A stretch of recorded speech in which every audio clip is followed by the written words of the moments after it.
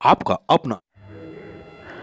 यदि आप आईएएस और पीसीएस की तैयारी करना चाहते हैं तो आइए लखनऊ की सबसे पुरानी और सर्वाधिक रिजल्ट देने वाली रेड्स आईएएस कोचिंग में 1988 में स्थापित इस कोचिंग में अभी तक 610 आईएएस व 1400 से अधिक पीसीएस में सिलेक्शन हुए हैं। हमारा पता है अलीगंज पोस्ट ऑफिस के पास, अलीगंज, लखनऊ। तो आप सभी का है इंतजार, देर मत कीजिए, एडमिशन आरंभ हो। उत्तर प्रदेश में विधानसभा चुनाव बस कुछ महीने बाद होने हैं। जैसे जैसे यूपी में चुनाव का समय नजदीक आता जा रहा है, वैसे वैसे राजनीतिक दलों के कुछ नेताओं की अपनी पार्टी से आस्था भी खत्म हो रही है और वह एक दल को छोड़कर दूसरे दल में शामिल हो रहे हैं। इसका सिलसिला बदस्तूर जारी है। ऐसे दल बदल को रोकने के लिए 52वें संविधान संशोधन करके एक दल बदल विधेयक बनाया गया था, मगर यह दल बदल विधेयक पूरी तरह से कारगर साबित नहीं हुआ। इसे कोई क्या नियम है, दल बदल विधेयक क्या है, इस संबंध में संविधान विशेषज्ञ डॉक्टर पीएम त्रिपाठी ने विस्तार से जानकारी दी। राजनीतिक पार्टियों के कुछ लोगों में अपनी पार्टी को बदलकर दूसरी पार्टियों की तरफ जाने का सिलसिला शुरू हो जाता है। ये दल बदल कानून भी एक है, तो ये दल बदल कानून क्या है? क्या ये इन लोगों पर, ऐसे लोगों पर लागू नहीं होता है? नहीं, देखिए, आपके सवाल में दो हिस्से हैं। पहला तो दल बदल कानून क्या है। 1985 में 52nd कॉन्स्टिट्यूशनल अमेंडमेंट एक्ट, 52वां संविधान संशोधन लेकर श्री राजीव गांधी की सरकार आई और उस सरकार ने दल बदल को पहली बार गैर कानूनी घोषित किया। लेकिन उस कानून में जो प्रावधान थे इतने कमज़ोर, इतने लचर थे कि दल बदल की प्रक्रिया को रोका नहीं जा सका। उसके बाद 91st कॉन्स्टिट्यूशनल अमेंडमेंट 2003 हुआ। इस 51वां संविधान संशोधन 2003 में भी ये व्यवस्था की गई कि यदि किसी दल के 2/3 सदस्य या उससे अधिक दूसरे दल में मिल जाते हैं या कोई दल दूसरे दल में विलय कर लेता है तो उसे दल बदल की श्रेणी में नहीं माना जाएगा। ये करना कानूनी मान्य होगा। लेकिन उससे कम संख्या में होगी तो फिर उसे दल बदल माना जाएगा और वो गैर कानूनी होगा, सदस्य को अयोग्य घोषित किया जाएगा। तो आज भी जो देश में दल बदल कानून तो मौजूद है, लेकिन दल बदल कानून इतना शक्तिशाली और प्रभावी नहीं है।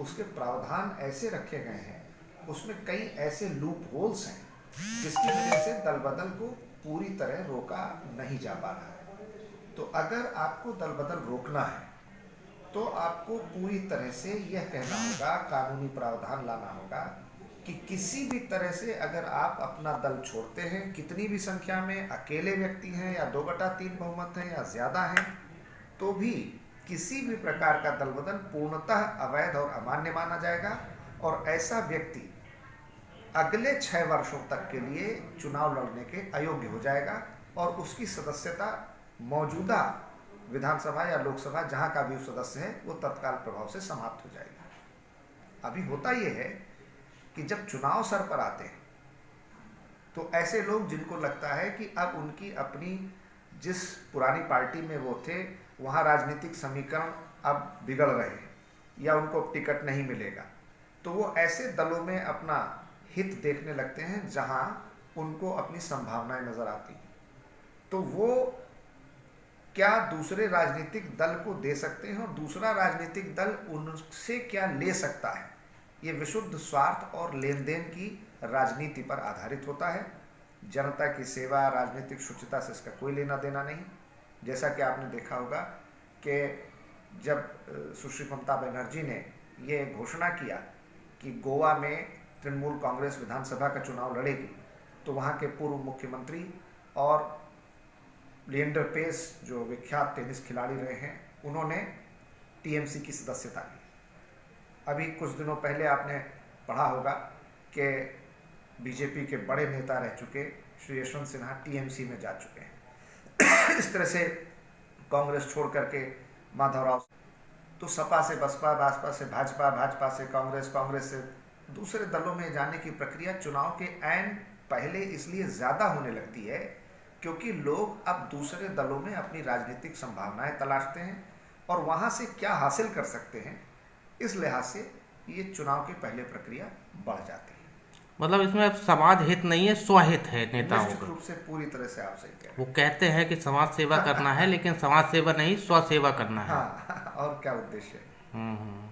अब देखिए, मैं आपको बताऊं, ये जो प्रक्रिया है ये 1960 के दशक से दल बदल की बहुत तेजी से बढ़ी।